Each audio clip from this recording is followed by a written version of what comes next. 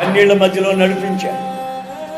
ఆ పూటకి అంత ఆహారం లేని పరిస్థితిలో నన్ను నడిపించాడు.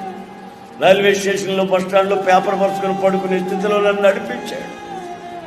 ఒంటి మీద బట్టలు ఉతుక్కొని కట్టుకొని ప్రార్థన మందిరానికి పోయేంత స్థితిలో ఆ నదిలో ఉతుక్కొని సబ్బు లేకపోతే అక్కడ ఉతుక్కున్న వాళ్ళందరూ పడేసి ఉంటారు ఇంత మొక్కలు, అవన్నీ తీసి ఎంత ముద్ద చేసి నా బట్టలు ఉతుక్కొని శుభ్రంగాను ఆరబెట్టి ధరించి అప్పుడు మీటింగ్లో పోయి వాక్యం చెప్పిన స్థితి నాకు తెలుసు. ఆయన నడిపించిన లోతైన మార్గం.